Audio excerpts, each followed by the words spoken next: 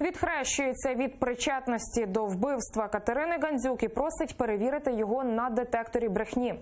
Вже другий день поспіль у Шевченківському райсуді Києва обирають запобіжний захід голові Херсонської облради Владиславу Мангеру. Підозру в замовленні вбивства херсонської активістки йому оголосили ще в понеділок. Нині прокуратура вимагає від суду заарештувати Мангера до 3 березня. Подробиці із зали суду дізнаємося від кореспондента АТР Вікторії Аблязової. Вона з нами наживо. Вікторія, вітаю. Розповідай подробиці, що зараз відбувається у суді. Вітаю. Засідання триває вже 6 годин. Суд так і не пішов на радчу кімнату. Владислав Мангер сьогодні ще раз заявив про те, що особисто не знайомий з Катериною Гандзюк, зазначив, що нібито Катерина Гандзюк співпрацювала з СБУ і напад на неї є наслідком протистояння СБУ та поліції Херсонської області. Мовляв, напад на Катерину Гандзюк був спеціально заради того, аби дискредитувати поліцію Херсонщини. На це вже встигла прореагувати речниця СБУ Олена Гітлянська. Вона назвала ці обвинувачення обурливими і безпідставними і сказала, що Мангер хоче нівелювати всю доказову базу, яку зібрала проти нього СБУ, і добитися того, аби його справа була передана в інший правоохоронний орган. Сьогодні Мангер спілкувався із суддею. Пропоную послухати, як він відповів на запитання, коли суддя нього запитав, чи розуміє він, в чому його підозрюють. Пропоную послухати. Чи ви розумієте, у чому вас підозрюють? Ні, не розумію.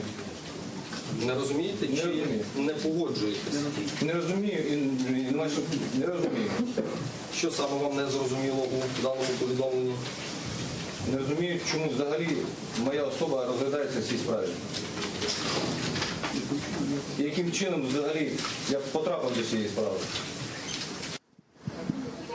Сьогодні адвокати Владислава Мангера подавали до судді багато клопотань, щонайменше 4. Одне із них було протестувати Владислава Мангера на детектори брехні. Мовляв, чи причетний він до замовлення вбивства Катерини Гандзюк. Ці всі клопотання суддя відхилив. Тоді прокурори почали просити для Мангера тримання під вартою до 3 березня. Прокурори просили для Мангера тримання під вартою до 3 березня. Саме тоді спливає час досудового розслідування. Адвокати Мангера на це прореагували так. Вони сказали, що доказова база проти Мангера недостатня і вони просять відпустити його додому. Пропоную послухати. Я ні одного документу, доказу або документу не побачив на підтвердження цих двох правових конструкцій, що Мангер знайшов, звернувся до людей і що Мангер надав грошові кошти. Немає взагалі ні слова про це в документах, які долучені до цих двох томів. Попри серйозні обвинувачення, вчора Владислава Мангера затримати не могли. Йому тільки вручили підозру. Він двічі вже з'являвся до суду. Чому його не затримали? Тому що за Кримінально-процесуальним кодексом України від моменту скоєння злочину пройшов вже тривалий час. Нині ж ми чекаємо, яке нарешті рішення винесе суд і чи обере він сьогодні запобіжний захід для Владислава Мангера. Нагадаю, що це вже другий день Шевченківський районний суд розглядає справу проти Владислава Мангера і засідання триває 6 годин. Ми ж залишаємося тут, студія.